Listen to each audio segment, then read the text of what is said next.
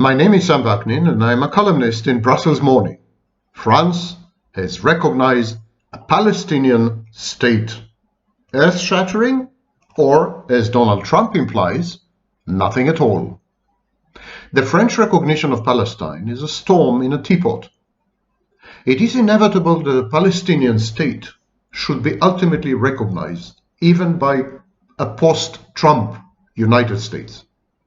Many international organizations and 147 out of 193 UN, United Nations members, already recognize a Palestinian state. Most countries and territories recognize a Palestinian state. More countries and territories recognize Palestine than recognize Kosovo. The French recognition is a symbolic rebuke to the Netanyahu regime and its brutal policies against the Palestinians. It is an attempt to jumpstart the two-state solution.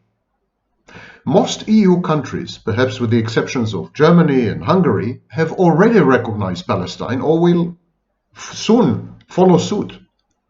The French gesture actually is a gift to Netanyahu. It affirms his thesis, shared by the majority of Israelis in the wake of October 7th, that the world is out to destroy Israel and to destroy the Jews, that anti-Zionism is just another manifestation of anti-Semitism, and that the world is hell-bent on imposing a life-threatening, unilateral solution on the Jewish state. And this kind of gesture, which is pretty empty, will allow Netanyahu and his far-right supporters to consolidate power, trample over the opposition and civil and human rights, destroy the judiciary, and mobilize the base to make sure that a two-state solution becomes non-feasible. For example, by increasing the pace and extent of settlements in the West Bank.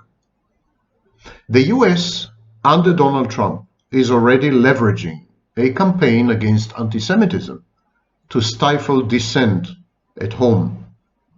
The French grandstanding will legitimize the distancing of the United States from the European Union and further military and geopolitical efforts to render the Middle East American under a Pax Americana.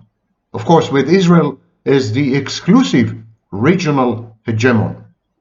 Ultimately, this stratagem will drag Turkey, Egypt, the Gulf states and Saudi Arabia into the game, creating an anti-American camp pitted against a pro-Israeli alliance.